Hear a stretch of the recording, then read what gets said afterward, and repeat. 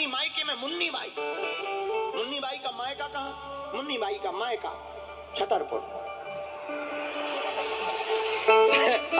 मुन्नी बाई मायके में, पति अकेला चंगीलाल खुरई में। इसने कहा आज तो आजादी है, खूब पियो। इतना पी के निकला, चाबी ली ताला खोलने के लिए।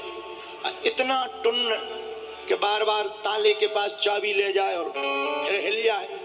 1 घंटा हो गया पर ताले में चाबी नहीं डाल पाया। वहां पर एक पुलिस वाले भाई साहब खड़े थे।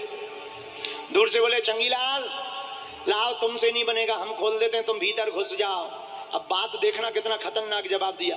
अरे बोले पुलिस वाले भाई साहब, हम तो खोल लेंगे 2 मिनट में, ये आगे का लगा मकान हिल रहा है, तुम मकान पकड़ो।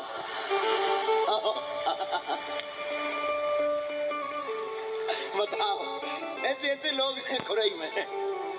लेकिन खैर ये वाली खुरई नहीं हम कह रहे ना, आप लोग ये खुरई मत समझना, वो वेस्ट इंडीज में है। क्योंकि कल तक हमें रहना भी तो है, आफत हो जाएगी, कल ही टमाटर गलेंगे, इसलिए कल। अभी ये दूसरी जगह की बात। आप लोग तो बहुत सज्जन, आहा बहुत सज्जन, बहुत सज्जन, बहुत सज्जन। बोलो सीताराम। तो आदत होती है, लेकिन मेरे पागलों, कंस की भी यही आदत, स्वभाव उसका बदला नहीं। जहां देवकी ने कहा भैया तुम बहुत अच्छे हो, तब तक आकाशवाणी हुई, राजा कंस देवकी का 8वां लाल तुम्हारा काल होगा। तुरंत आदत बदल गई।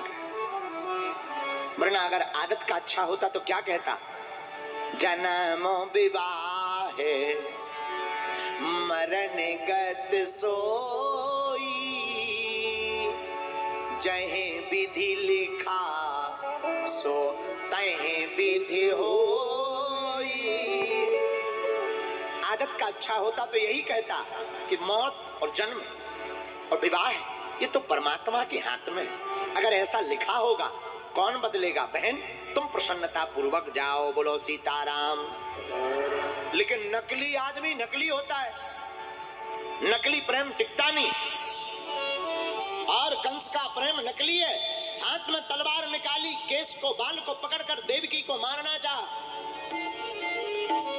बस देव जी ने सोचा कि अगर मार डालेगा तो पति का क्या मतलब। प्रशंसा करने लगे। कई बार कोई व्यक्ति महान हो ना, फिर भी उसकी महान होने की प्रशंसा करनी चाहिए। महान कार्य को पूर्ण करने के लिए महान बता देना चाहिए, झूठी प्रशंसा भी कर देनी चाहिए। बसदेव जी ने महान कार्य को पूर्ण करने के लिए झूठी प्रशंसा बताई कंस की। कंस तुम राजा हो, अगर तुम मार डालोगे कोई मर जाएगा, ये मर जाएंगी तो तुम्हारी थूथू होगी कि स्त्री के ऊपर हाथ उठाया, अपनी सगी बहन को मार दिया, प्रजा में थूथू हो जाएगी, लोग तुमसे घृणा करने लगेंगे, इसलिए मारो मत। क्या उपाय है? कंस से वसुदेव जी बोले डरो मत, एक काम करते हैं, हमें ले चलो वापस, दोनों को। जितने भी संतानें होंगी हम तुम्हें सौंप देंगे, तुम चाहो तो रखना, चाहो तो मार डालना। हाँ ये ठीक है, ये उपाय बढ़िया। कंस मान गया और भगवान की कृपा से बालक हुआ है, पुत्र हुआ, बेटा। राजा कंस ने गौर से देखा, छोटी छोटी आंखें, छोटे छोटे पांव, छोटे छोटे हाथ, छोटी छोटी उंगलियां, इसने क्या बिगाड़ा? ये थोड़ी हमारा काल है, देवकी का 8वां लाल हमारा काल है, छोड़ देना चाहिए। कोई बात नहीं, ले जाओ ले जाओ ले जाओ, कोई बात नहीं, इसकी जरूरत नहीं है, तुम ईमानदार हो, इसका परिचय हो गया। तो पहले तो घर में रखे हुए थे देवकी वसुदेव को, लेकिन नारद जी आ गए।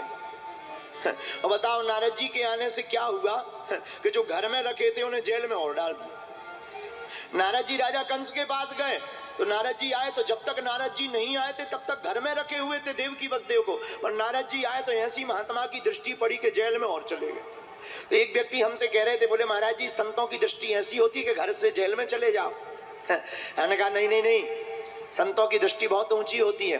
महात्मा ऐसा क्यों करते? नारद जी क्यों आए कंस के पास? कंस बालकों को छोड़ रहा था, मारता नहीं तो परमात्मा प्रकट नहीं होता।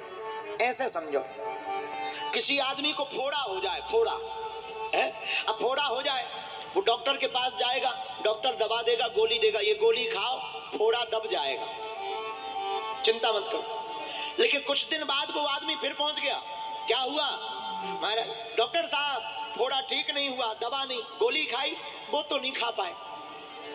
अब तो भैया ये दबेगा नहीं, अब तो इसका ऑपरेशन करना पड़ेगा। हाँ ऑपरेशन कर दो, पर ऑपरेशन अभी हो नहीं सकता।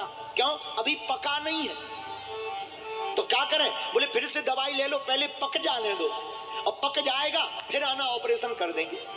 बताओ, पकने के लिए भी दवाई दी जाती है ताकि ऑपरेशन हो जावे, तो दूसरी दवाई खाओ, जब पक जाएगा फिर आना ऑपरेशन करना। यही नारद जी ने करना चाहा। राजा कंस को अभिमान का फोड़ा हो गया, अभिमान का फोड़ा तो हो गया लेकिन पका नहीं। तो पकेगा कब? जब ये जितने बच्चे देवकी वसुदेव के हो रहे इन्हें मारेगा। तो नारद जी ने एक गोली दे दी कि तुम ये खा लो, इन बच्चों को मारते रहो। और वो जो जहां गोली खवाई तो राजा कंस को है अभिमान का फोड़ा, और भगवान करना चाहते हैं ऑपरेशन। पर भगवान तभी आएंगे जब ये फोड़ा पकेगा। इसलिए नारद जी ने कह दिया तुम बच्चों को मार दो, और राजा कंस बच्चों को मारने लगा, फोड़ा पकने लगा, और फोड़ा पका तो परमात्मा श्री कृष्ण अवतार लेकर ऑपरेशन करने के लिए आ गए।